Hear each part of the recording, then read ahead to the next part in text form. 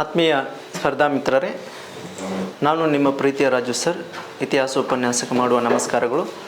ಆತ್ಮೀಯರೇ, ಇವತ್ತಿನ ಒಂದು ತರಗತಿಯಲ್ಲಿ ನಾವು ಹೊಸದಾಗಿ ಯಾವುದ್ರ ಬಗ್ಗೆ ನೋಡೋಣ ಅಂತಂದಾಗ ಆ ಒಂದು ಭಾಳ ಮುಖ್ಯವಾದ ಒಂದು ಕದನ, ಪ್ಲಾಸಿ ಕದನ ಬಗ್ಗೆ ನಾವು ನೋಡೋಣ.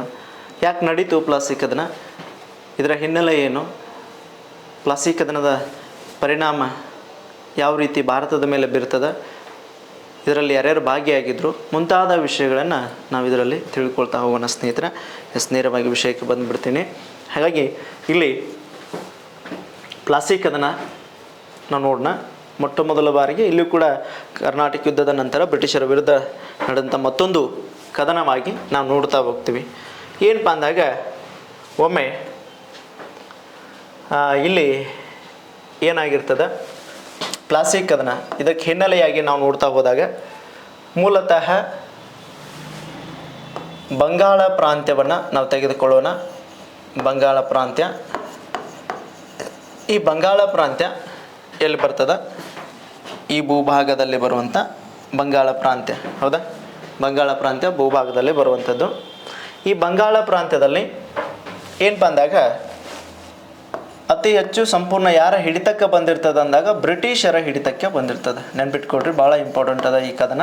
ಬ್ರಿಟಿಷರ ಹಿಡಿತದಲ್ಲಿ ಇರ್ತದೆ. ಬ್ರಿಟಿಷರ ಹಿಡಿತದಲ್ಲಿ ಇರ್ತದ. ಯಾಕಂದಾಗ ಇದ್ರ ಮೇಲೆ ಹೆಚ್ಚು ಒಲವನ್ನು ಯಾಕೆ ತೋರಿದ್ರು ಬ್ರಿಟಿಷರು ಅಂತ ಹೇಳ್ತೀವಿ. ನಿಮ್ಮ ಮೊದಲೇ ಹೇಳಿದ್ದೆ ನಾನು, ಭಾರತದ ಎಲ್ಲ ಪ್ರಾಂತ್ಯಗಳಲ್ಲಿ ಅತಿ ಹೆಚ್ಚು ಸಂಪದ್ಭರಿತ ಪ್ರಾಂತ್ಯ ಅಂದ್ರೆ ಯಾವುದು ಅಂತ ಹೇಳಾಗ್ತದೆ, ಬಂಗಾಳ ಪ್ರಾಂತ್ಯ ಆಗಿತ್ತು. ಇನ್ನೊಂದು ವಿಷಯ, ಈ ಬಂಗಾಳ ಪ್ರಾಂತ್ಯದಲ್ಲಿದ್ದಂಥ ಒಂದು ನದಿ ಅಂತ ಹೇಳ್ತೀವಿ, ಯಾವುದಂತ ಹೇಳಾಗ್ತದೆ, ಹೂಗ್ಲಿ ನದಿ ಅಂತೇಳಿ, ಹೌದಾ? ಈ ಹೂಗ್ಲಿ ನದಿ, ಬಂಗಾಳ ಪ್ರಾಂತ್ಯದಲ್ಲಿದ್ದಂಥ ಹೂಗ್ಲಿ ನದಿ ಇರ್ಬೋದು. ಆ ನದಿಯಿಂದ ಆಂತರಿಕ ಮತ್ತು ಬಾಹ್ಯ ವ್ಯಾಪಾರಕ್ಕೆ ಯಾರಿಗೆ ಹೆಲ್ಪ್ಫುಲ್ ಆಗಿರ್ತದೆ, ಬ್ರಿಟಿಷರಿಗೆ ಹೆಲ್ಪ್ಫುಲ್ ಆಗಿರ್ತದೆ.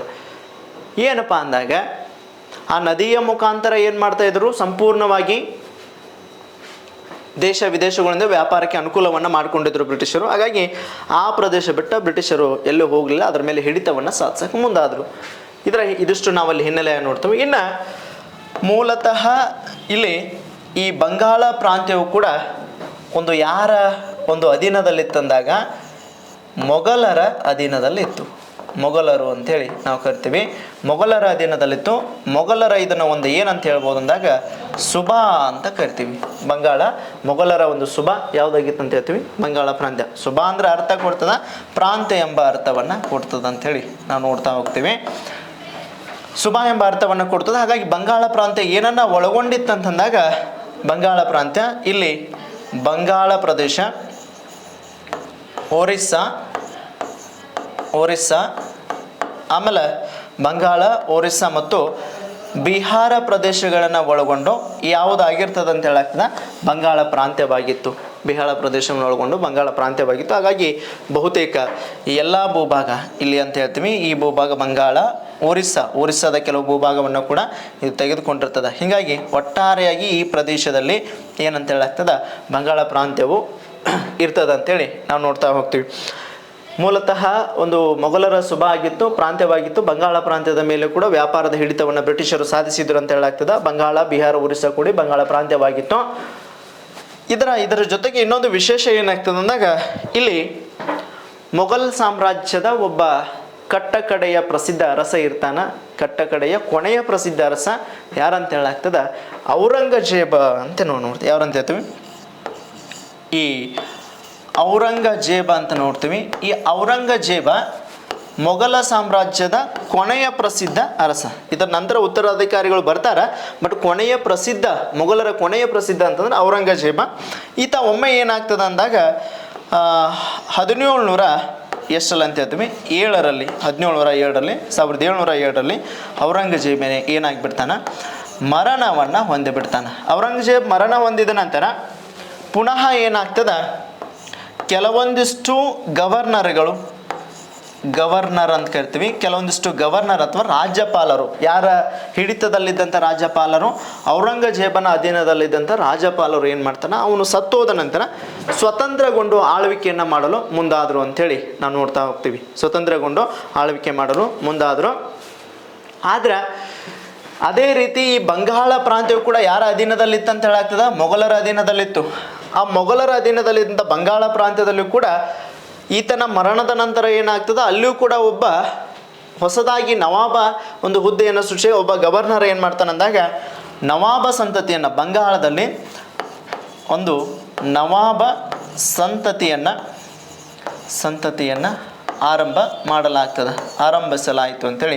ಆರಂಭಿಸಲಾಯಿತು. ಯಾರಪ್ಪ ಅಂತಂದಾಗ ಈ ನವಾಬ ಸಂತತಿಯನ್ನು ಆರಂಭಿಸಿದವರು ಯಾರಂತ ಹೇಳ್ತೀವಿ? ಮುರ್ಷಿದ್ ಕುಲಿ ಖಾನ್ ಅಂತೇಳಿ ಏನಂತ ಕರಿತೀವಿ? ಮುರ್ಷಿದ್ ಕುಲಿ ಖಾನ್ ಅಂತೇಳಿ ನಾವು ನೋಡ್ತೀವಿ. ಕುಲಿ ಖಾನ್ ಈ ಸಂತತಿಯನ್ನು ಆರಂಭಿಸಿದ ಬಂಗಾಳದಲ್ಲಿ ನವಾಬ ಸಂತತಿ, ಯಾರ ಮರಣದ ನಂತರ? ಔರಂಗಜೇಬನ ಮರಣದ ನಂತರ. ಹಾಗಾಗಿ ಈ ಬಂಗಾಳದ ಪ್ರಾಂತ್ಯದ ಮುರ್ಷಿದ್ ನವಾಬ ಸಂತತಿನ ಆರಂಭಿಸಿದ. ಹಾಗಾಗಿ ಅದರ ಒಂದು ರಾಜಧಾನಿ, ಬಂಗಾಳದ ರಾಜಧಾನಿ ಯಾವುದಾಗಿತ್ತಂದ್ರೆ ಮುರ್ಷಿದಾಬಾದ್ ಆಗಿತ್ತು. ಯಾವುದಂತ ಹೇಳ್ತೀವಿ? ಮುರ್ಷಿದಾಬಾದ್ ಆಗಿತ್ತು. ಬಂಗಾಳದ ರಾಜಧಾನಿ ಏನಂತ ಹೇಳಾಗ್ತದ ಇಲ್ಲಿ? ಮುರ್ಷಿದಾಬಾದ್ ಆಗಿತ್ತು ಅಂತೇಳಿ ನಾವು ನೋಡ್ತಾ ಹೋಗ್ತೇವೆ. ಹಾಗಾಗಿ ಈ ಬಂಗಾಳದಲ್ಲಿ ಅಧಿಕಾರಕ್ಕೆ ಬಂದವ ಯಾರಂತ ಹೇಳಾಗ್ತದ? ಬಂಗಾಳದಲ್ಲಿ ಅಧಿಕಾರಕ್ಕೆ ಬಂದವ ಇಲ್ಲಿ ಮುರ್ಷಿದ್ ಕುಲಿ ಖಾನ್ ಅಂತೇಳಿ ಯಾರಂತ ಹೇಳಾಗ್ತದ? ಮುರ್ಷಿದ್ ಕುಲಿ ಖಾನ್ ಅಂತೇಳಿ ನಾವು ನೋಡ್ತೀವಿ. ಈ ಕುಲಿ ಖಾನ್ ಅಧಿಕಾರಕ್ಕೆ ಬಂದ. ಈ ಬಂಗಾಳದ ರಾಜಧಾನಿ ಯಾವುದಾಗಿತ್ತು ಅಂತ ಹೇಳಾಗ್ತದ? ಮುರ್ಷಿದಾಬಾದ್ ಆಗಿತ್ತು. ಯಾವುದಂತ ಹೇಳ್ತೀವಿ? ಮುರ್ಷಿದಾಬಾದ್ ಆಗಿತ್ತು ಅಂತೇಳಿ ನಾವು ನೋಡ್ತಾ ಹೋಗ್ತೀವಿ, ಬಂಗಾಳದ ರಾಜಧಾನಿ ಅಂತೇಳಿ. ಆದ್ರೆ ಈತ ಏನು ಮಾಡ್ತಾನೆ? ಕೆಲವು ದಿನಗಳ ಅವಧಿಯವರೆಗೆ ಆಳ್ವಿಕೆಯನ್ನು ಮಾಡಿದ. ಯಾರು? ಮುರ್ಷಿದಾಬಾದ್ನಲ್ಲಿ ಒಂದು ಏನಂತ ಹೇಳಾಗ್ತದ, ಈ ಮುರ್ಷಿದಾಬಾದ್ನಲ್ಲಿ ಆಳ್ವಿಕೆಗೆ ಬಂದವ ಯಾರಂತ ಹೇಳ್ತೀವಿ? ಮುರ್ಷಿದ್ ಕುಲಿ ಖಾನ್ ಆಳ್ವಿಕೆಯನ್ನು ಮಾಡಿದ. ಕೆಲವು ದಿನ ರಾಜಧಾನಿಯನ್ನು ಕೂಡ ಮಾಡಿಕೊಂಡ ಅಧಿಕಾರದಲ್ಲಿ ಮುಂದುವರಿದ. ಆದರೆ ಕೆಲವು ದಿನಗಳ ನಂತರ ಏನಾಗ್ತದಂದಾಗ ಒಮ್ಮೆ ಈ ಬಂಗಾಳ ಪ್ರಾಂತ್ಯದಲ್ಲಿ 1700 ಎಷ್ಟಲ್ಲಂತಂದ್ರೆ 27ರಲ್ಲಿ ಏನಾಗ್ತದ, ಈ ಮುರ್ಷಿದಾಬಾದ್ನಲ್ಲಿ ಯಾರು ಸತ್ತೋಗ್ಬಿಡ್ತಾರಂತ ಹೇಳಾಗ್ತದ? ಮುರ್ಷಿದ್ ಕುಲಿ ಖಾನ್ ಸತ್ತೋಗ್ಬಿಡ್ತಾನೆ ಆಳ್ವಿಕೆ ಮಾಡಿ. ಸತ್ತೋದ ನಂತರ ಪುನಃ ಏನಾಗ್ತದ, ಅವನ ಸತ್ತೋದ ನಂತರ ಪುನಃ ಆ ಮುರ್ಷಿದಾಬಾದ್ನಲ್ಲಿ ಮತ್ತೊಬ್ಬ ವ್ಯಕ್ತಿ ಅಧಿಕಾರಕ್ಕೆ ಬರ್ತಾನೆ. ಮುರ್ಷಿದಾಬಾದ್ನಲ್ಲಿ ಯಾರು ಅಧಿಕಾರಕ್ಕೆ ಬರ್ತಾನಂದಾಗ ಈ ಕುಲಿ ಖಾನನ ನಂತರ, ಮುರ್ಷಿದ್ ಕುಲಿ ಖಾನ್ ನಂತರ ಅವನ ಅಳಿಯ ಶೂಜುದ್ದಿ ಖಾನ್ ಅಂತ ಕರಿತೀವಿ. ಯಾರಂತ ಕರಿತೀವಿ? ಶೂಜುದ್ದಿ ಖಾನ್ ಅಂತ ಕರಿತೀವಿ. ಈ ಶೂಜುದ್ದಿ ಖಾನ್ ಏನು ಮಾಡ್ತಾನ? ಬಂಗಾಳದ ನವಾಬನಾಗಿ ಅಧಿಕಾರದಲ್ಲಿ ಮುಂದುವರೆದ. ಆದ್ರೆ ಇವನ ಆಳ್ವಿಕೆ ನಂತರ, ಶೂಜುದ್ದಿ ಖಾನ್ ನಂತರ ಅಧಿಕಾರಕ್ಕೆ ಬಂದವ, ಆತನ ಮಗ ಅಧಿಕಾರಕ್ಕೆ ಬರ್ತಾನ. ಯಾರಪ್ಪ ಅಂದಾಗ ಸರ್ಫರಾಜ್ ಖಾನ್ ಅಂತ ಕರಿತೀವಿ. ಈ ಸರ್ಫರಾಜ್ ಖಾನ್ ಅಂತೇಳಿ ನಾವು ಕರಿತೀವಿ. ಈ ಸರ್ಫರಾಜ್ ಖಾನ್ ಅಧಿಕಾರಕ್ಕೆ ಬರ್ತಾನೆ. ಶೂಜುದ್ದಿ ಖಾನನ ಮಗ ಅಧಿಕಾರಕ್ಕೆ ಬಂದ. ಇದಿಷ್ಟು ಹಿನ್ನೆಲೆಯಾಗಿ ನಾವು ನೋಡ್ತಾ ಹೋಗ್ತೀವಿ. ಈ ಸರ್ಫರಾಜ್ ಖಾನ್ ಆಳ್ವಿಕೆ ಮಾಡಿದ ನಂತರ ಪುನಃ ಇಲ್ಲಿ ಏನಾಗ್ತದೆ ಅಂದಾಗ ಒಮ್ಮೆ ಈ ಬಿಹಾರ ಭೂಭಾಗದಲ್ಲಿ ಏನಂತ ಹೇಳ್ತೀವಿ? ಒಬ್ಬ ಉಪ ಗವರ್ನರ್ ಆಗಿ ಅಧಿಕಾರದಲ್ಲಿರ್ತಾನೆ. ಬಿಹಾರದ ಉಪ ಗವರ್ನರ್ ಅಂತ ಕೇಳ್ತೀವಿ. ಯಾರಂತ ಹೇಳ್ತೀವಿ? ಬಿಹಾರದ ಅಲ್ಲಿ ನಾವು ನೋಡ್ತೀವಿ ಉಪ ಗವರ್ನರ್ ಅಂತ ನಾವು ನೋಡ್ತೀವಿ. ಬಿಹಾರದ ಉಪ ಗವರ್ನರ್ ಆಗಿ ನಾವು ನೋಡ್ತೀವಿ. ಯಾರು ಅಧಿಕಾರದಲ್ಲಿದ್ದು ಅಂತ ಹೇಳಾಗ್ತದ? ಅಲಿ ವರ್ದಿ ಖಾನ್ ಅಧಿಕಾರದಲ್ಲಿದ್ದ. ಅಲಿ ವರ್ದಿ ಖಾನ್ ಅಂತ ನಾವು ಕರಿತೀವಿ. ಈ ಅಲಿ ವರ್ದಿ ಖಾನ್ ಉಪ ಗವರ್ನರ್ ಆಗಿ ಅಧಿಕಾರದಲ್ಲಿದ್ದಾಗ ಈತನಿಗೆ ಏನು ಅನಿಸ್ತದ, ನಾನು ಬಿಹಾರದಲ್ಲಿ ಯಾಕೆ ಆಳ್ವಿಕೆ ಮಾಡಬೇಕು, ನೇರವಾಗಿ ಬಂಗಾಳದಲ್ಲಿ ಆಳ್ವಿಕೆ ಮಾಡೋಣ ಅಂತ ತಿಳ್ಕೊಂಡ ಯಾರನ್ನ ಅಧಿಕಾರದಿಂದ ಇಳಿಸುವುದ್ರ ಮುಖಾಂತರ ಬಂಗಾಳದಲ್ಲಿ ಆಳ್ವಿಕೆ ಬರ್ತಾನೆ ಅನ್ಕೊಳ್ತಾನಂದ್ರೆ ಅಲಿ ವರ್ದಿ ಖಾನ್ ಏನು ಮಾಡ್ತಾನೆ? ಸರ್ಫರಾಜ್ ಖಾನನನ್ನು ಸಂಪೂರ್ಣವಾಗಿ ನಾನು ಅಧಿಕಾರದಿಂದ ಕೆಳಗಿಳಿಸಿದ್ರೆ ಇಡೀ ಸಂಪೂರ್ಣ ಬಂಗಾಳ ಪ್ರಾಂತ್ಯವೇ ನಂದಾಗ್ತದೆ ಅಂತೇಳಿ ಯಾರು ಅನ್ಕೊಳ್ತಾರಂತ ಹೇಳಾಗ್ತದ? ಅಲಿ ವರ್ದಿ ಖಾನ್ ಅನ್ಕೊಳ್ತಾನೆ. ಹೌದಾ? ಅಲಿ ವರ್ದಿ ಖಾನ್ ಅನ್ಕೊಂಡಾಗ ಪುನಃ ಏನಾಗ್ತದೆ, ಇಲ್ಲಿ ನೇರವಾಗಿ 1740ರಲ್ಲಿ ಏನು ಮಾಡ್ತಾನೆ? ಅಲಿ ವರ್ದಿ ಖಾನ್ ಏನು ಮಾಡ್ತಾನೆ? ಯಾರನ್ನು ಕೊಂದು ಹಾಕಿಬಿಡ್ತಾನೆ ಅಂದಾಗ ಈ ಸರ್ಫರಾಜ್ ಖಾನನ್ನು ಕೊಂದು ಹಾಕಿಬಿಡ್ತಾನೆ. ಸರ್ಫರಾಜ್ ಖಾನನ್ನು ಕೊಂದಾಕಿ ನೇರವಾಗಿ ಅಲಿ ವರ್ದಿ ಖಾನ್ ಇಲ್ಲಿ ಅಧಿಕಾರಕ್ಕೆ ಬರ್ತಾನೆ ಅಂತ ಹೇಳಾಗ್ತದೆ. ಈ ಒಂದು ಬಂಗಾಳ ಪ್ರಾಂತ್ಯದಲ್ಲಿ ಅಧಿಕಾರಕ್ಕೆ ಬಂದ. ಯಾರನ್ನು ಕೊಂದು ಹಾಕೋದ್ರ ಮುಖಾಂತರ? ಸರ್ಫರಾಜ್ ಖಾನನ್ನು ಕೊಂದು ಹಾಕಿ ಅಧಿಕಾರಕ್ಕೆ ಬಂದ ಅಂತ ಹೇಳ್ತೀವಿ. ಹೌದಾ? ಎಸ್. ಆದ್ರೆ ಇನ್ನೊಂದು ದುರ್ದೈವ ಏನಪ್ಪ ಅಂದಾಗ ಇಲ್ಲಿ ಸರ್ಫರಾಜ್ ಖಾನ್ ಒಂದು ಕೊಂದು ಹಾಕಿದ ನಂತರ ಅಲಿ ವರ್ದಿ ಖಾನ್ ಎಲ್ಲಿ ಅಧಿಕಾರಕ್ಕೆ ಬರ್ತಾನಂತ ಹೇಳಾಗ್ತದ? ಈ ಒಂದು ಬಂಗಾಳ ಪ್ರಾಂತ್ಯದಲ್ಲಿ ಅಧಿಕಾರಕ್ಕೆ ಬಂದ ಅಂತೇಳಿ ನಾವು ನೋಡ್ತಾ ಹೋಗ್ತೀವಿ. 1740ರಲ್ಲಿ ಅಧಿಕಾರಕ್ಕೆ ಬರ್ತಾನೆ. ಆದ್ರೆ ಈ ಒಂದು ಯಾರಿಗಂತ ಹೇಳಲಾಗ್ತದ, ಸಂಪೂರ್ಣವಾಗಿ ಅಲಿವರ್ದಿ ಖಾನನಿಗೆ, ಅಲಿವರ್ದಿ ಖಾನ್ ಅಂತ ಕರಿತೀವಿ. ಈ ಅಲಿವರ್ದಿ ಖಾನನಿಗೆ ಏನಂತ ಹೇಳ್ತೀವಿ, ಪುತ್ರ ಸಂತಾನ ಇರಲಿಲ್ಲ. ಏನಂತ ಹೇಳ್ತೀವಿ, ಪುತ್ರ ಸಂತಾನ ಇರಲಿಲ್ಲ ಈತನಿಗೆ ಪುತ್ರ ಸಂತಾನ ಇರಲಿಲ್ಲ. ಬಂಗಾಳ ಪ್ರಾಂತ್ಯದಲ್ಲಿ ಅಧಿಕಾರಕ್ಕೆ ಬಂದಿದ್ದ. ಆದರೆ ಏನು ದುರ್ದೈವ ಅಂದರೆ ಈತನಿಗೂ ಕೂಡ ಏನಪ್ಪ ಅಂದ್ರೆ ಪುತ್ರ ಸಂತಾನ ಇರಲಿಲ್ಲ ಅಂತ ಹೇಳ್ತೀವಿ. ಆದ್ರೆ ವಿಶೇಷವಾಗಿ ಈತನಿಗೆ 3 ಜನ ಏನಂತ ಹೇಳ್ತೀವಿ, ಹೆಣ್ಣು ಮಕ್ಕಳು ಜನಿಸಿದ್ದರು ಅಂತೇಳಿ. ಎಷ್ಟು ಜನ? 3 ಜನ ಹೆಣ್ಣು ಮಕ್ಕಳು ಜನಿಸಿದ್ರು ಅಂತೇಳಿ ನಾವು ನೋಡ್ತಾ ಹೋಗ್ತೀವಿ. 3 ಜನ ಹೆಣ್ಮಕ್ಳಿದ್ರು. ಆದ್ರೆ ಯಾರು ಇರಲಿಲ್ಲ ಅಂತ ಹೇಳಾಗ್ತದೆ, ಪುತ್ರ ಸಂತಾನ ಗಂಡು ಮಕ್ಕಳು ಇರಲಿಲ್ಲ ಅಂಥೇಳಿ ನಾವು ನೋಡ್ತೀವಿ. ಹಾಗಾಗಿ ಇಲ್ಲಿ 3ನೆಯ ಮಗಳ ಮಗ, ಎಷ್ಟನೇ ಮಗಳ? 3ನೇ ಮಗಳ ಮಗ ಅಂತ ಕರಿತೀವಿ. 3ನೆಯ ಮಗಳ ಮಗ ಒಬ್ಬ ಇರ್ತಾನ, ಯಾರಂತ ಹೇಳಾಗ್ತದ, ಮಿರ್ಜಾ ಮಹಮ್ಮದ್ ಅಂತೇಳಿ ನೆನ್ಪಿಟ್ಕೊಡ್ರಿ. ಭಾಳ ಇಂಪಾರ್ಟೆಂಟ್ ಈ ಹೆಸರು, ಮಿರ್ಜಾ ಮಹಮ್ಮದ್ ಅಂತೇಳಿ ನಾವು ಕರಿತಾ ಹೋಗ್ತೀವಿ. ಈ ಮಿರ್ಜಾ ಮಹಮ್ಮದ್ 3ನೇ ಮಗಳ, ಯಾರ 3ನೇ ಮಗಳ? ಅಲಿವರ್ದಿ ಖಾನನ 3ನೇ ಮಗಳಾದಂಥ, 3ನೇ ಮಗಳ ಮಗ, ಅವಳ ಹೆಸರು ಉಲ್ಲೇಖವಿಲ್ಲ. ಅವಳ ಮಗ ಯಾದಂಥ ಮಿರ್ಜಾ ಮಹಮ್ಮದ್ ಏನು ಮಾಡಿಬಿಡ್ತಾನಂದಾಗ, ಈ ಅಲಿವರ್ದಿ ಖಾನ್ ನಂತರ ಎಲ್ಲಿ ಅಧಿಕಾರಕ್ಕೆ ಬರ್ತಾನ? ಬಂಗಾಳ ಪ್ರಾಂತ್ಯದಲ್ಲಿ ಅಧಿಕಾರಕ್ಕೆ ಬಂದ. ಯಾವ ಪ್ರಾಂತ್ಯದಲ್ಲಿ? ಬಂಗಾಳ ಪ್ರಾಂತ್ಯದಲ್ಲಿ ಅಧಿಕಾರಕ್ಕೆ ಬಂದ ಅಂತೇಳಿ ನಾವು ನೋಡ್ತಾ ಹೋಗ್ತೀವಿ ಸ್ನೇಹಿತರೆ. ಹಾಗಾದ್ರೆ ಈ ಮಿರ್ಜಾ ಮಹಮ್ಮದ್ ಅಲಿವರ್ದಿ ಖಾನ್ ನಂತರ ಅಧಿಕಾರಕ್ಕೆ ಬರ್ತಾನ. ಏನಪ್ಪ ಅಂದಾಗ, ಈ ಮಿರ್ಜಾ ಮಹಮ್ಮದ್ ಒಂದು ಬಿರುದಿನೊಂದಿಗೆ ಅಧಿಕಾರಕ್ಕೆ ಬಂಗಾಳದಲ್ಲಿ ಬರ್ತಾನ.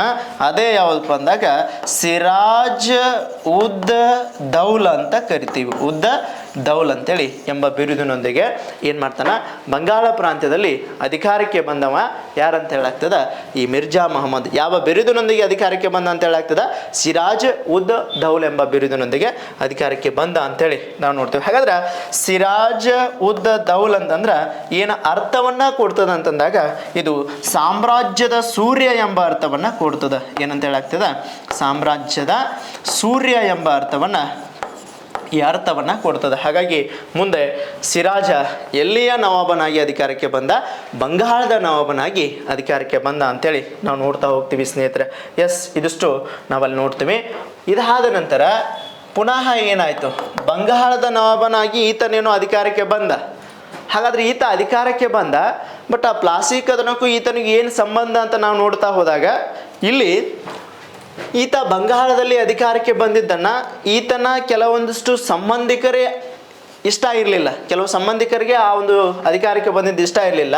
ಯಾರ್ಯಾರಪ್ಪ ಅಂದಾಗ, ಈತನ ಮತ್ತೋರ್ವ ಸಹೋದರನಾದಂಥ ಯಾರಂತ ಕರಿತೀವಿ, ಶೌಕತ್ ಜಂಗ್ ಅಂತ ಕರಿತೀವಿ. ಯಾರಂತ ಹೇಳಾಗ್ತದ? ಶೌಕತ್ ಜಂಗ್. ಮತ್ತು ದೊಡ್ಡಮ್ಮಳಾದಂಥ ಯಾರಂತ ಹೇಳಾಗ್ತದ? ಗಾಸಿಟಿ ಬೇಗಮ್ ಅಂತ ಕರಿತೀವಿ. ಗಾಸಿಟಿ ಬೇಗಮ್ ಅಂತ ಕರಿತೀವಿ. ಇವರಿಬ್ಬರು ಯಾರ ಅಧಿಕಾರವನ್ನ ವಿರೋಧ ವ್ಯಕ್ತಪಡಿಸಿದ್ರಂತಂದ್ರೆ ಸಿರಾಜನ ಅಧಿಕಾರವನ್ನ ವಿರೋಧ ವ್ಯಕ್ತಪಡಿಸಿದ್ರು. ಹೌದಾ? ಇದು ಕೂಡ ಒಂದು ಹಂತವಾಗಿ ಪ್ಲಾಸಿ ಕದನಕ್ಕೆ ಕಾರಣ ಆಗ್ತದೆ. ಏನು ಮುಂದೆ ನೋಡ್ತಾ ಹೋಗೋಣ. ಏನಂತ ಹೇಳ್ಬೋದು, ಶೌಕತ್ ಜಂಗ್ ಅಂದ್ರೆ ಇಲ್ಲಿ ಯಾರ ಅಂತ ಹೇಳಾಗ್ತದ, ಈ ಅಲಿವರ್ದಿ ಖಾನನ 2ನೇ ಮಗಳ ಮಗ. ಎಷ್ಟನೇ ಮಗಳ? 2ನೇ ಮಗಳ ಮಗ ಶೌಕತ್ ಜಂಗ್. ಆಮೇಲೆ ದೊಡ್ಡ ಮಗಳಾದಂಥ ಗಾಸಿಟಿ ಬೇಗಂ ಸಿರಾಜನ ಏನಂತ ಹೇಳ್ಬೋದು, ದೊಡ್ಡಮ್ಮಳಾಗಿದ್ದಳು ಅಂತ ಹೇಳಾಗ್ತದ. ಅವರಿಬ್ಬರು ಕೂಡ ಒಂದು ಸಿರಾಜನ ಅಧಿಕಾರ ವಿರೋಧ ವ್ಯಕ್ತಪಡಿಸ್ತಾಳೆ. ಈ ಗಾಸಿಟಿ ಬೇಗಂ ಯಾರಿಗೆ ಪ್ರೋತ್ಸಾಹವನ್ನು ಕೊಡ್ತಾಳೆ? ಶೌಕತ್ ಜಂಗನಿಗೆ ಪ್ರೋತ್ಸಾಹವನ್ನು ಕೊಟ್ಟು ಅವನನ್ನ ಅಧಿಕಾರಕ್ಕೆ ತರಬೇಕಂತ ಮುಂದಾಗಿರ್ತಾಳೆ. ಹೀಗಾಗಿ ಅವನನ್ನು ತರಬೇಕಂತ ಮುಂದಾದಾಗ ಇದು ಯಾರಿಗೆ ವಿರೋಧವಾಗಿರ್ತದ? ಸಿರಾಜನಿಗೆ ವಿರೋಧವಾಯಿತು ಅಂಥೇಳಿ ನಾವು ನೋಡ್ತಾ ಹೋಗ್ತೀವಿ ಸ್ನೇಹಿತರೆ. ಇದು ಕೂಡ ಹಂತವಾಗಿ ಯುದ್ಧಕ್ಕೆ ಕಾರಣ ಹಾಕೋತಾ ಬರ್ತವೆ. ಇದೇ ಸಂದರ್ಭದಲ್ಲಿ ಏನಾಗಿರ್ತದೆ ಅಂದಾಗ, ಒಮ್ಮೆ ಸಿರಾಜನ ಆಸ್ಥಾನದ ಒಬ್ಬ ಮಂತ್ರಿ ಇರ್ತಾನ. ಯಾರಂತ ಹೇಳಾಗ್ತದ? ರಾಜಬಲ್ಲಭ ಅಂತ ಕರಿತೀವಿ. ಈ ರಾಜಬಲ್ಲಭನ ಮಗ ಅಂತ ಹೇಳಾಗ್ತದ. ಯಾರಂತ ಹೇಳಾಗ್ತದ? ಕೃಷ್ಣ ಬಲ್ಲಭ ಅಂತೇಳಿ. ರಾಜಬಲ್ಲಭನ ಮಗ ಕೃಷ್ಣ ಬಲ್ಲಭ ಅಂತ ಕರಿತೀವಿ. ಈ ಕೃಷ್ಣ ಬಲ್ಲಭನ ಏನಪ್ಪಾ ಅಂತಂದಾಗ ಸಂಪೂರ್ಣವಾಗಿ ಸಿರಾಜ ಏನು ಮಾಡ್ತಾನ, ತನ್ನ ಆಸ್ಥಾನದಿಂದ ಈತನನ್ನು ಹೊರಗೆ ಹಾಕಿರ್ತಾನೆ. ಕೃಷ್ಣ ಬಲ್ಲಭನನ್ನು ಹೊರಗೆ ಹಾಕಿರ್ತಾನೆ. ಆದ್ರೆ ಕೃಷ್ಣ ಬಲ್ಲಭನ ಹೊರಗೆ ಹಾಕಿದಾಗ, ಸಿರಾಜನ ವಿರೋಧಿಯಾದಂಥ ಈ ಒಂದು ಕೃಷ್ಣ ಬಲ್ಲಭನ ಹೊರಗೆ ಹಾಕಿದಾಗ, ಈ ಕೃಷ್ಣ ಬಲ್ಲಭನಿಗೆ ಆಶ್ರಯ ಕೊಟ್ಟವರೇ ಯಾರಂತ ಹೇಳಾಗ್ತದ? ಬ್ರಿಟಿಷರು ಅಂತ ಕರಿತೀವಿ. ಯಾರು ಆಶ್ರಯ ಕೊಟ್ಟರು? ಬ್ರಿಟಿಷರು ಆಶ್ರಯನ ಕೊಟ್ಟರು. ಬ್ರಿಟಿಷರು ಆಶ್ರಯ ಕೊಟ್ಟಾಗ ಇದು ಕೂಡ ಯಾರಿಗೆ ಹಿಡಿಸಲಿಲ್ಲ, ಸಿರಾಜನಿಗೆ ಹಿಡಿಸಲಿಲ್ಲ. ಇತ್ತ ತನ್ನ ಸಂಬಂಧಿಕರೇ ಅಧಿಕಾರದ ಸಲುವಾಗಿ ವಿರೋಧಿಗಳಾಗ್ಯಾರ, ಜೊತೆಗೆ ತನ್ನ ಶತ್ರುಗಳನ್ನು ಆಸ್ಥಾನದಿಂದ ಹೊರಗೆ ಹಾಕಿದ್ರು ಕೂಡ ಅಂಥವರಿಗೆ ಯಾರು ಒಂದು ಸಹಾಯ ಮಾಡಕತ್ತಾರ, ಬ್ರಿಟಿಷರು. ಹಾಗಾಗಿ ಇದು ಆರಂಭಿಕ ಹಂತದಲ್ಲಿ ತನ್ನ ಸಂಬಂಧಿಕರು ಮತ್ತು ಬ್ರಿಟಿಷರ ವಿರೋಧವನ್ನು ಯಾರು ಕಟ್ಕೊಳ್ತಾರಂತ ಹೇಳಾಗ್ತದ, ಸಿರಾಜನು ಕಟ್ಕೊಳ್ತಾನೆ. ಇದು ಏನಾಗ್ತದೆ ಅಂತ ಹೇಳ್ತೀವಿ, ಒಂದು ಕ್ಲಾಸಿಕತನಕ್ಕೆ ಆರಂಭಿಕ ಹಂತದ ಕಾರಣವಾಗಿ ನಾವು ನೋಡ್ತಾ ಹೋಗ್ತೀವಿ. ಇದೊಂದು ರೀತಿ ಯಾವ ರೀತಿ ತಿಕ್ಕಾಟ ಆಗ್ತದ, ರಾಜಕೀಯ ಕಾರಣವಾಗಿ ಒಂದು ನಾವು ಹೇಳ್ಬೋದು. ಇದೊಂದು ಯಾವ ಕಾರಣದ ರೀತಿ ಅಂತ ಹೇಳ್ತೀವಿ, ರಾಜಕೀಯ ಕಾರಣವಾಗಿ ಯುದ್ಧಕ್ಕೆ ಕಾರಣೀಭೂತ ಅಥವಾ ಕಾರಣವಾಗ್ತದೆ ಅಂಥೇಳಿ ನಾವು ನೋಡ್ತಾ ಹೋಗ್ತೀವಿ. ಹಾಗಾಗಿ ಇದಿಷ್ಟು ಆರಂಭಿಕ ಹಂತದಲ್ಲಿ ನಾವು ನೋಡ್ತಾ ಹೋಗ್ತೀವಿ. ಇನ್ನು ಮತ್ತೆ ಏನಪ್ಪ ಅಂದಾಗ ಇಲ್ಲಿ ಮತ್ತೇನು ನೋಡ್ತಾ ಹೋಗ್ತೀವಿ, ಸಂಪೂರ್ಣವಾಗಿ ಇದಿಷ್ಟು ನಾವು ನೋಡ್ತೀವಿ. ಇದಾದ ನಂತರ ಕೆಲವು ದಿನಗಳ ನಂತರ ಸಿರಾಜ ಕೂಡ ಬ್ರಿಟಿಷರ ಮೇಲೆ ಹಿಡಿತವನ್ನು ಸಾಧಿಸೋಕೆ ಮುಂದಾದ. ಯಾಕಂದಾಗ ತನ್ನ ವಿರೋಧಿಗಳಾಗ್ಯಾರಂದ್ರೆ ತನ್ನ ಸಾಮ್ರಾಜ್ಯದಲ್ಲಿ ಒಬ್ಬ ಬಂಗಾಳದ ನವಾಬನಾದ ಸಂದರ್ಭದಲ್ಲಿ ಅವನ ಮೇಲೆ ಬ್ರಿಟಿಷರು ಹಿಡಿತವನ್ನು ಸಾಧಿಸೋಕೆ ಮುಂದಾದಾಗ ಆಗಾಗ ಸಿರಾಜನೇ ಅವರ ಮೇಲೆ ನಿಯಂತ್ರಣ ಸಾಧಿಸೋಕೆ ಮುಂದಾಗ್ತಾನೆ. ಹಾಗಾಗಿ ಇಲ್ಲೇನಾಗ್ತದೆ ಅಂದಾಗ ಒಮ್ಮೆ ಏನಂತ ಹೇಳ್ತೀವಿ, ಸಿರಾಜನು ಒಂದು ನೀತಿ ಬಂದಿರ್ತದ. ಇಲ್ಲೇನಂತ ಹೇಳ್ತೀವಿ, ಒಮ್ಮೆ ಒಂದು ದಸ್ತಕಗಳು ಬಂದಿರ್ತಾವೆ. ದಸ್ತಕಗಳ ನಾವು ನೋಡ್ತೀವಿ, ದಸ್ತಕಗಳು ಅಂತೇಳಿ. ಏನು ದಸ್ತಕಗಳು ಅಂತಂದಾಗ ಇಲ್ಲಿ ನಾವು ಒಂದು ಕಾಯ್ದೆಯನ್ನು ನೋಡಿದ್ವಿ ಹಿಂದೆ. ಒಮ್ಮೆ 1717ರ ಕಾಯ್ದೆ ಬಂದಿತ್ತು, ಹೌದಾ? ಈ 1717ರ ಕಾಯ್ದೆ ಏನು ಹೇಳುತ್ತಪ್ಪ ಅಂದಾಗ ಬಂಗಾಳ ಪ್ರಾಂತ್ಯದಲ್ಲಿ, ಎಸ್ಪೆಷಲಿ ಹೇಳಿದ್ ನಿಮಗೆ, ಬಂಗಾಳ ಪ್ರಾಂತ್ಯದಲ್ಲಿ ಏನಂತ ಹೇಳಾಗ್ತದ, ಈ ಬಂಗಾಳ ಪ್ರಾಂತ್ಯದಲ್ಲಿ ಏನಂತ ಕರಿತೀವಿ, ಒಮ್ಮೆ ಮುಕ್ತ ತೆರಿಗೆ ರಹಿತ ವ್ಯಾಪಾರಕ್ಕೆ, ಯಾವುದಕ್ಕಂತ ಹೇಳಾಗ್ತದ, ಮುಕ್ತ ತೆರಿಗೆ ಅಂತ ಕರಿತೀವಿ. ಈ ತೆರಿಗೆ ರಹಿತ ವ್ಯಾಪಾರಕ್ಕೆ ಯಾರಿಗೆ ಅವಕಾಶ ಕೊಡಲಾಗಿತ್ತು, ಬ್ರಿಟಿಷರಿಗೆ ಕೊಡಲಾಗಿತ್ತು. ಬ್ರಿಟಿಷರಿಗೆ ಕೊಡಲಾಗಿತ್ತು ಅಂತೇಳಿ ನಾವು ನೋಡ್ತೀವಿ. ಯಾರು ಈ ಕಾಯ್ದೆಯನ್ನು ಯಾರು ಕೊಟ್ಟವರು ಅಂತ ನಾವು ನೋಡಿದಾಗ ಅಲ್ಲೊಬ್ಬ ಮೊಘಲ್ ಅರಸ ಅನಾರೋಗ್ಯದಿಂದ ಬಳಲ್ತಾ ಇದ್ದ. ಹಾಗಾಗಿ ಅವನ ಆರೋಗ್ಯವನ್ನು ಸುಧಾರಣೆ ಮಾಡಿದಂಥ ಬ್ರಿಟಿಷ್ ವೈದ್ಯನಾದಂಥ ವಿಲಿಯಂ ಹ್ಯಾಮಿಲ್ಟನ್ನ ಒಂದು ಉಡುಗೊರೆಯಾಗಿ ಅವರು ಒಂದು ಸಬ್ಸಿಡಿಯನ್ನು ಕೇಳೋಕೆ ಬಂದಂಥ ಈ ಒಂದು ಜಾನ್ ಸರ್ಮನ್ ಆಯೋಗದ ಸಬ್ಸಿಡಿಯ ದ್ಯೋತಕವಾಗಿ ಬಂಗಾಳದಲ್ಲಿ ಮುಕ್ತ ತೆರಿಗೆ ಅವಕಾಶಕ್ಕೆ ಕೊಟ್ಟ ಅಂತೇಳಿ ನಾವು ನೋಡ್ತಾ ಹೋಗ್ತೀವಿ. ಆದರೆ ಈ ಅವಕಾಶ ಕೊಟ್ಟ ನಂತರ ಪುನಃ ಏನಾಗ್ತದೆ, ಇದು ಹಾಗೆ ಮುಂದುವರೆದಿರ್ತದೆ. ಬಂಗಾಳದಲ್ಲಿ ಯಾವುದೇ ವಸ್ತುಗಳ ಮೇಲೆ ಅವರು ತೆರಿಗೆಯನ್ನು ಕೊಡುವಂತಿಲ್ಲ ಅಂಥೇಳಿ ಒಂದಿರ್ತದ. ಇಲ್ಲೇನಾಗ್ತದ, ಈ ದಸ್ತಕಗಳನ್ನು ಜಾರಿಗೆ ತಂದದ್ದು ಕೆಲವು ವ್ಯಾಪಾರದಲ್ಲಿ ಏನಾಗ್ತದೆ ಅಂತ ಹೇಳ್ತೀವಿ, ಮೋಸ ಉಂಟಾಗ್ತಿರ್ತದೆ. ಈ ಖಾಸಗಿ ವ್ಯಾಪಾರಕ್ಕೆ ಅಂದ್ರೆ ಬ್ರಿಟಿಷರಿಗೆ ಕೊಟ್ಟಂಥ ದಸ್ತಕಗಳನ್ನು ಅವರು ದುರುಪಯೋಗ ಪಡಿಸ್ಕೊಂಡ ತಮ್ಮ ಸಂಪತ್ತನ್ನು ಖಾಸಗೀಕರಣಕ್ಕೆ ಬಳಸ್ಕೊಳ್ತಿರ್ತಾರೆ, ತಮ್ಮ ಪ್ರೈವೇಟೈಸೇಷನ್ಗೆ ಬಳಸ್ಕೊಂಡ ತಮ್ಮ ಸಂಪತ್ತನ್ನು ಹೆಚ್ಚಿಗೆ ಮಾಡ್ಕೊಳ್ತಿರ್ತಾರೆ. ಹೀಗಾಗಿ ರಾಜ್ಯಕ್ಕೆ ಒಂದು ರೆವಿನ್ಯೂ ಕೂಡ ಏನಾಗಿರ್ತದೆ, ಕಡಿಮೆ ಆಗಿರ್ತದೆ. ತೆರಿಗೆ ಬಂಗಾಳದ ಪ್ರಾಂತ್ಯಕ್ಕೆ ಒಂದು ತೆರಿಗೆ ಬರೋದು ಕಡಿಮೆ ಆಗ್ತದೆ. ಹಾಗಾಗಿ ಅವರ ಈ ಮೋಸತನವನ್ನು ತಡೆಗಟ್ಟಲು ಸಿರಾಜ ಏನು ಮಾಡಿಬಿಡ್ತಾನೆ ಅಂದಾಗ ಅವರಿಗೆ ಕೊಟ್ಟಂತ ಏನು ಮಾಡಿಬಿಡ್ತಾನೆ, ದಸ್ತಕಗಳನ್ನು ರದ್ದತಿ ಮಾಡಿಬಿಡ್ತಾನೆ. ದಸ್ತಕಗಳನ್ನು ರದ್ದತಿ ಮಾಡಿದ. ಎಷ್ಟರ ಕಾಯ್ದೆ ಅನುಸಾರವಾಗಿ ಬಂದಿತ್ತು, 1717ರ ಕಾಯ್ದೆ ಅನುಸಾರವಾಗಿ, ಪರೋಕ್ಸಿಯಾರ್ ಫರ್ಮಾನ್ ಕಾಯ್ದೆ ಅನುಸಾರವಾಗಿ ಕೊಟ್ಟಂಥ ದಸ್ತಕಗಳನ್ನು ರದ್ದತಿ ಮಾಡಿದ. ಒಂದು ತಿಳ್ಕೊಳ್ರಿ, ಸಾಮಾನ್ಯ ಅರ್ಥದಲ್ಲಿ ದಸ್ತಕ ಅಂದ್ರೆ ಏನು ಅರ್ಥ ಕೊಡ್ತದಂದ್ರೆ ಪುಸ್ತಕ ಎಂಬ ಅರ್ಥವನ್ನು ಹೇಳ್ತೀನಿ. ಮೊನ್ನೆ ಒಮ್ಮೆ ಕನ್ನಡ ಎಕ್ಸಾಮ್ದಲ್ಲಿ, FDA ಕನ್ನಡ ಎಕ್ಸಾಮ್ದಲ್ಲಿ ಕೇಳಿದ್ದ, ದಸ್ತಕ ಕೆಳಗಿನ ಯಾವ ಅರ್ಥವನ್ನು ಕೊಡ್ತದೆ ಅಂದಾಗ ದಸ್ತಕ ಅಂದ್ರೆ ಪುಸ್ತಕ. ಇಲ್ಲಿ ಎಂಥ ಪುಸ್ತಕ ಅಂತ ಹೇಳಾಗ್ತದ, ಒಂದು ದಸ್ತಕ ಅಂದ್ರೆ ನಾವು ಏನಂತ ಹೇಳ್ಬೋದು ಅಂದಾಗ ಕೆಲವೊಂದಿಷ್ಟು ವಸ್ತುಗಳು, ಉದಾಹರಣೆಗೆ ಈ ಪೆನ್ ಇರ್ಬೋದು, ಕೆಲವೊಂದಿಷ್ಟು ವಸ್ತುಗಳಿರ್ಬೋದು, ಮಾರಾಟದ ವಸ್ತುಗಳಿರ್ಬೋದು. ಅಂತಹ ವಸ್ತುಗಳು ಏನಪ್ಪ ಅಂದಾಗ ಅವು ಬ್ರಿಟಿಷರಿಗೆ ಸಂಬಂಧಿಸಿವ.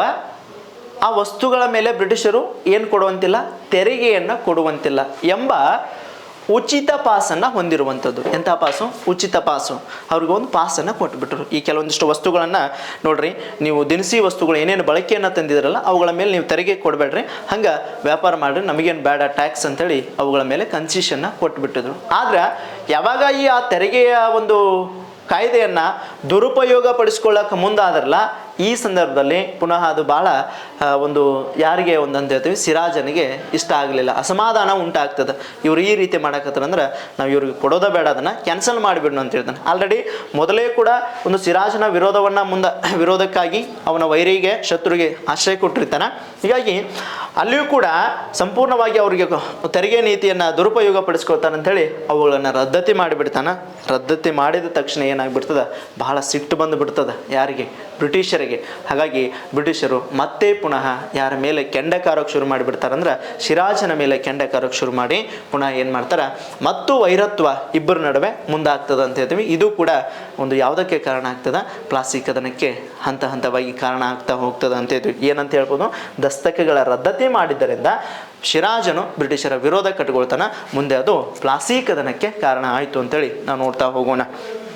ಇದಾದ ನಂತರ ಮತ್ತೆ ಪುನಃ ಏನಾಗ್ತದ, ಇಲ್ಲಿ ಹಂಗೆ ಅವರಿಬ್ಬರ ನಡುವೆ, ಬ್ರಿಟಿಷರು ಮತ್ತು ಸಿರಾಜ್ ನಡುವೆ ವೈಮನಸ್ಸುಗಳು ಶುರುವಾದ ಹೋಗ್ತಿರುವ ಸಂದರ್ಭದಲ್ಲಿ ಮತ್ತೆ ಪುನಃ ಏನಾಗ್ತದ, ಒಮ್ಮೆ ಸಿರಾಜ ಏನು ಹೇಳ್ತಾನಂದಾಗ ಇಲ್ಲಿ ಒಂದು ಯಾವ ಭೂಭಾಗದಲ್ಲಿ ಅಂತಂದಾಗ ಕಲ್ಕತ್ತಾದಲ್ಲಿ, ಎಲ್ಲಂತ ಹೇಳಾಗ್ತದ, ಈ ಕಲ್ಕತ್ತಾ ಭೂಭಾಗದಲ್ಲಿ ಇಲ್ಲಿ ಏನಾಗ್ತಿರ್ತದೆ ಅಂದಾಗ ಒಮ್ಮೆ ಬ್ರಿಟಿಷರು ಏನು ಮಾಡ್ತಿರ್ತಾರೆ ಅಂದಾಗ ಒಂದು ಕೋಟೆಯನ್ನು ಕಟ್ಟಲು ಮುಂದಾಗಿರ್ತಾರೆ. ಬ್ರಿಟಿಷರು ಕೋಟೆಯನ್ನು ಕಟ್ಟಲು ಮುಂದಾಗಿರ್ತಾರೆ. ಆದ್ರೆ ಈ ಕಲ್ಕತ್ತಾದಲ್ಲಿ ಕೋಟೆಯನ್ನು ಕಟ್ಟಲು ಮುಂದಾದಾಗ, ಕಲ್ಕತ್ತಾ ಕೋಟೆಯನ್ನು ಕಟ್ಟಲು ಮುಂದಾದಾಗ ಅಲ್ಲಿ ಏನಾಗ್ತದೆ ಅಂದಾಗ ಯಾರ ಅನುಮತಿ ಇಲ್ಲದೆ, ಬಂಗಾಳದ ನವಾಬನಾದ ಸಿರಾಜನ ಅನುಮತಿ ಇಲ್ಲದೆ ಕೋಟೆಯನ್ನು ಕಟ್ಟಲು ಮುಂದುವರಿಸ್ತಾರೆ. ಅವಾಗ ಇದು ವಿಷಯ ಸಿರಾಜನ ಗಮನಕ್ಕೆ ಬಂದಾಗ ಸಿರಾಜ ಹೇಳ್ತಾನೆ, ನೋಡ್ರಿ ಬ್ರಿಟಿಷರೇ, ನೀವು ಎದಕ್ಕೆ ಬಂದಿರಿ, ವ್ಯಾಪಾರ ಮಾಡೋಕ್ಕೆ ಬಂದಿರಲ್ಲ, ವ್ಯಾಪಾರ ಮಾಡ್ತಾ ಹೋಗ್ರಿ, ಆದರೆ ಕೋಟೆಯನ್ನು ಕಟ್ಟುವುದು ನಿಲ್ಲಿಸ್ರಿ, ನನ್ನ ಪರವಾನಗಿಯನ್ನು ಪಡೆದಿಲ್ಲ, ನೀವು ಕೋಟೆಯನ್ನು ಕಟ್ಟಕ್ಕೆ ಹೋಗ್ಬೇಡ್ರಿ, ಅವುಗಳನ್ನು ರಕ್ಷಣೆ ಮಾಡ್ಕೊಂಡು ಅವುಗಳನ್ನು ಕೆಡವಿ ಹಾಕ್ರಿ, ನೀವು ಕಟ್ಟುವಂಥ ಕೋಟೆಗಳನ್ನು ಕಲ್ಕತ್ತಾ ನಗರಕ್ಕೆ ಸುರಕ್ಷಿತವಾಗಿ ಕೋಟೆಯನ್ನು ಕಟ್ಟಬೇಡ್ರಿ, ಅದಕ್ಕೆ ನಾನು ಮುಂದೆ ಅದರ ಕೆಲಸಗಳನ್ನು ಮಾಡ್ತೀನಿ, ನೀವು ಕಟ್ಟಬೇಡ್ರಿ, ಅವುಗಳನ್ನ ಕೆಡವ್ರಿ ಅಂತಂದಾಗ ಅವಾಗ ಸಿರಾಜನ ಮಾತುಗಳನ್ನು, ಆಜ್ಞೆಗಳನ್ನು ಯಾರು ಪಾಲಿಸಲಿಲ್ಲ, ಬ್ರಿಟಿಷರು ಪಾಲಿಸಲೇ ಇಲ್ಲ. ಪಾಲಿಸ್ತಿದ್ದಾಗ ಬಹಳ ವಿಪರೀತ ಕೋಪ ಸಿರಾಜನಿಗೆ ಯಾರ ಮೇಲೆ ಬರ್ತದಂದಾಗ ಸಿರಾಜನಿಗೆ ಬ್ರಿಟಿಷರ ಮೇಲೆ ಕೋಪ ಬರ್ತದೆ ಅಂತ ಹೇಳಾಗ್ತದೆ. ಈ ಬ್ರಿಟಿಷರ ಮೇಲೆ ಕೋಪ ಬಂದಾಗ ಪುನಃ ಏನಾಗ್ತದೆ ಅಂತ ಹೇಳ್ತೀವಿ, ಅವಾಗ ಸಿರಾಜನ ಮಾತನ್ನು ಅವರು ಕೂಡ ಪಾಲಿಸಲಿಲ್ಲ. ಅವಾಗ ನೇರವಾಗಿ 1756ರಲ್ಲಿ ಅಂತ ಹೇಳ್ತೀವಿ, 1756ರಲ್ಲಿ ಏನಾಗ್ತದೆ, ಆ ಕಲ್ಕತ್ತಾ ಕೋಟೆಯನ್ನು ಯಾರು ವಶಪಡಿಸ್ಕೊಂಡು ಬಿಡ್ತಾರೆ ಅಂತ ಹೇಳ್ತೀವಿ, ಸಿರಾಜನು ವಶಪಡಿಸ್ಕೊಂಡು ಬಿಟ್ಟ. ನನ್ನ ಮಾತನ್ನು ನೀವು ಕೇಳ್ತಾ ಇಲ್ಲ ಅಂದ್ರೆ ನನ್ನ ಸಾಮರ್ಥ್ಯ ಏನದ ಅದನ್ನು ನಿಮ್ಗೆ ತಿಳಿಸ್ಕೊಡ್ತೀನಿ ನೋಡ್ರಿ ಅಂತ ತಿಳ್ಕೊಂಡ ಸಿರಾಜ ಕಲ್ಕತ್ತಾ ಕೋಟೆಯನ್ನು ವಶಪಡಿಸ್ಕೊಳ್ತಾನೆ. ಅಷ್ಟೇ ಪ್ರಬಲನಾದಂಥ ಬ್ರಿಟಿಷ್ ಗವರ್ನರ್ ಅಂತ ಹೇಳಾಗ್ತದೆ ರಾಬರ್ಟ್ ಕ್ಲೈವ್, ಯಾರಂತ ಕರಿತೀವಿ, ಈ ರಾಬರ್ಟ್ ಅಂತ ಕರಿತೀವಿ. ಈ ಕ್ಲೈವ್ ಏನು ಮಾಡಿದಂತಂದಾಗ ಪುನಃ ಏನು ಮಾಡ್ತಾನೆ, ತನ್ನ ಶಕ್ತಿ ಸಾಮರ್ಥ್ಯದಿಂದ ಮತ್ತೆ ಯಾವುದನ್ನು ವಶಪಡಿಸ್ಕೊಳ್ತಾನೆ ಅಂತ ಹೇಳಾಗ್ತದೆ, ಕಲ್ಕತ್ತಾ ಕೋಟೆಯನ್ನು ವಶಪಡಿಸ್ಕೊಂಡು ಬಿಟ್ಟ. ಹೌದಾ? ಹಾಗಾಗಿ ಇಲ್ಲೂ ಕೂಡ ಮತ್ತೆ ಅವರ ವೈರತ್ವ ಬಹಳ ಅಗಾಢವಾಗಿ ಬೀರ್ತದೆ. ಮೊದಲು ಸಿರಾಜ ವಶಪಡಿಸಿಕೊಂಡ, ತದನಂತರ ಏನಾಯಿತು, ಆ ಕೋಟೆಯನ್ನು ಪುನಃ ವಶಪಡಿಸಿಕೊಳ್ಳಲು ರಾಬರ್ಟ್ ಕ್ಲೈವ್ ಮತ್ತೆ ದಾಳಿ ಮಾಡಿದ. ಹಾಗಾಗಿ ಇಬ್ಬರ ನಡುವೆ ಮತ್ತಷ್ಟು ತಿಕ್ಕಾಟಗಳು ಶುರುವಾಗಿ ಬಹಳ ಒಬ್ಬರು ಕಂಡ್ರು ಒಬ್ರಿಗೆ ಏನಾಕಿದ್ರು, ಕೆಂಡವನ್ನು ಕಾರಕ್ಕೆ ಶುರು ಮಾಡಿದ್ರು, ದ್ವೇಷವನ್ನು ಮಾಡೋಕ್ಕೆ ಶುರು ಮಾಡಿದರು. ಹಾಗಾಗಿ ಇದು ಸಂಪೂರ್ಣ ಇವರ ಮೇಲಿನ ಒಂದು ಯುದ್ಧಕ್ಕೆ, ಒಂದು ಹಿಡಿತವನ್ನು ಸಾಧಿಸಲು ಹೋಗಿ ಮುಂದೆ ಯುದ್ಧಕ್ಕೆ ಕಾರಣ ಆಯಿತು ಅಂತೇಳಿ ನಾವು ನೋಡ್ತಾ ಹೋಗ್ತೀವಿ. ಇದು ಕೂಡ ನಾವಲ್ಲಿ ಏನಂತ ಹೇಳ್ತೀವಿ, ಕಲ್ಕತ್ತಾ ಕೋಟೆ ಆಕ್ರಮಣ ಮಾಡೋದರಿಂದ, ಹಿಡಿತವನ್ನು ಸಾಧಿಸೋದ್ರಿಂದ ಸಂಪೂರ್ಣ ಸಿರಾಜನು ಮತ್ತು ಬ್ರಿಟಿಷರ ನಡುವೆ ಒಂದು ವೈಮನಸ್ಸು ಯುದ್ಧಕ್ಕೆ ಕಾರಣ ಆಗ್ತದೆ ಅಂತೇಳಿ ನಾವು ಹಿನ್ನೆಲೆಯಾಗಿ ನಾವು ನೋಡ್ತಾ ಹೋಗ್ತೀವಿ ಸ್ನೇಹಿತರೆ. ಇದಾದ ನಂತರ ಪುನಃ ಮತ್ತೆ ಏನಪ್ಪ ಅಂದಾಗ ಇಲ್ಲಿ ಮತ್ತೊಂದು ಪ್ರಮುಖವಾದಂಥ ಸಂಗತಿಯನ್ನು ನಾವು ನೋಡ್ತಾ ಹೋಗ್ತೀವಿ. ಒಮ್ಮೆ ಏನಾಗ್ತದೆ ಅಂತಂದಾಗ, ಯಾವಾಗ ಸಿರಾಜನ ಒಂದು ನಿಯಮವನ್ನು, ಆಜ್ಞೆಯನ್ನು ಬ್ರಿಟಿಷರು ಪಾಲಿಸಲಿಲ್ಲೋ ಅವಾಗ ಭಾಳ ಸಿಟ್ಟು ಬಂದ ಏನಂತ ಹೇಳ್ತೀವಿ, ಸಿರಾಜ ಏನು ಮಾಡ್ತಾನಂದಾಗ ಈ ಸಿರಾಜ್ ಉದ್ ದೌಲ್ ಅಥವಾ ಸಿರಾಜ್ ಉದ್ ದೌಲ್ ಅಂತ ಕರಿತೀವಿ. ಈ ಸಿರಾಜ್ ಉದ್ ದೌಲ್ ಏನು ಮಾಡಿಬಿಡ್ತಾನೆ, ತನ್ನ 50,000 ಸೈನಿಕರನ್ನು ತೆಗೆದುಕೊಂಡ. ಎಷ್ಟು ಸಾವಿರ? 50,000 ಸೈನಿಕರನ್ನು ತೆಗೆದುಕೊಂಡ. ನೇರವಾಗಿ ಏನು ಮಾಡಿಬಿಡ್ತಾನೆ, ಇವ್ರಿಗೆ ಹೆಂಗಾದ್ರೂ ಬುದ್ಧಿ ಕಲಿಸ್ಬೇಕು, ಅಲ್ಲಿ ತನಕ ಇವ್ರಿಗೆ ಬುದ್ಧಿ ಬರೋಂಗಿಲ್ಲ ಅಂತ ತಿಳ್ಕೊಂಡ ಏನು ಮಾಡ್ತಾನೆ, ಆ ಕಲ್ಕತ್ತಾದಲ್ಲಿನ ಒಂದು ಪ್ರದೇಶವಿರ್ತದೆ, ಕಲ್ಕತ್ತಾದ ಬ್ರಿಟಿಷರ ವ್ಯಾಪಾರ ಕೇಂದ್ರವಾದಂಥ ಯಾವುದಂತ ಹೇಳ್ತೀವಿ, ಕಾಸಿಂ ಬಜಾರ್ ಅಂತ ಕರಿತೀವಿ. ಯಾವಂತ ಕರಿತೀವಿ? ಈ ಕಾಸಿಂ ಬಜಾರ್ ಅಂತ ಕರಿತೀವಿ. ಕಾಸಿಂ ಬಜಾರನ್ನು ತನ್ನ 50,000 ಸೈನಿಕರೊಂದಿಗೆ ಯಾರು ವಶಪಡಿಸ್ಕೊಂಡು ಬಿಡ್ತಾರೆ ಅಂತ ಹೇಳಾಗ್ತದೆ, ಸಿರಾಜ ವಶಪಡಿಸ್ಕೊಂಡು ಬಿಟ್ಟ ಅಂತ ಹೇಳ್ತೀವಿ. ಯಾರ ನೆಲೆ? ವ್ಯಾಪಾರ ಕೇಂದ್ರ, ಬ್ರಿಟಿಷರ ವ್ಯಾಪಾರ ಕೇಂದ್ರ ಕಲ್ಕತ್ತಾದಲ್ಲಿ ಕಂಡುಬರುವಂಥದ್ದು. ಆಗ ಇದರ ಜೊತೆಗೆ ಸಿರಾಜ ಏನು ಮಾಡಿದ್ದಂದ್ರೆ, ಅಲ್ಲಿ ಸುಮಾರು ಎಷ್ಟು ಅಂತ ಹೇಳ್ತೀವಿ, 46 ಅಂತ ಹೇಳಾಗ್ತದೆ, 146 ಬ್ರಿಟಿಷ್ ಸೈನಿಕರನ್ನು ಹಿಡ್ಕೊಂಬರ್ತಾನೆ. ಈ ಘಟನೆ ಯಾವಾಗ ನಡೀತದಂದ್ರೆ 1756 ಜೂನ್ ಎಷ್ಟಂತ ಹೇಳ್ತೀವಿ, 1756 ಜೂನ್ ತಿಂಗಳಲ್ಲಿ ನಡೀತದೆ. ಈ ಜೂನ್ ತಿಂಗಳಲ್ಲಿ ನಡೆದಂಥ ಒಂದು ಏನಪ್ಪ ಅಂದಾಗ ಸಂಪೂರ್ಣವಾಗಿ ಅವರನ್ನು ಹಿಡಿದು ತರ್ತಾರೋ.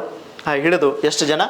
146 ಬ್ರಿಟಿಷ್ ಸೈನಿಕರನ್ನು ಸಿರಾಜ್ ಹಿಡಿದು ತಂದ ಅವರನ್ನು ಏನು ಮಾಡ್ತಾನೆ ಅಂತ ಹೇಳಾಗ್ತದೆ, ಆ ಒಂದು 18 ಇಂಟು ಏನಂತ ಹೇಳ್ತೀವಿ, 18 ಇಂಟು 15 ಚದರಡಿ ವಿಸ್ತೀರ್ಣದ ಒಂದು ಇಕ್ಕಟ್ಟಾದ ಕಪ್ಪು ಕೋಣೆಯಲ್ಲಿ, ಒಂದು ಇಕ್ಕಟ್ಟಾದಂಥ ಈ ಒಂದು ಕಪ್ಪು ಕೋಣೆಯಲ್ಲಿ ಏನು ಮಾಡಿಬಿಡ್ತಾನೆ ಅಂದಾಗ ಆ ಎಲ್ಲ ಒಂದು ಏನಂತ ಹೇಳ್ತೀವಿ ಸೈನಿಕರನ್ನು ಹಾಕಿಬಿಡ್ತಾನೆ. ಇದರಲ್ಲಿ ಎಲ್ಲ ತುಂಬಿಬಿಡ್ತಾನೆ ಆ ಸೈನಿಕರನ್ನು.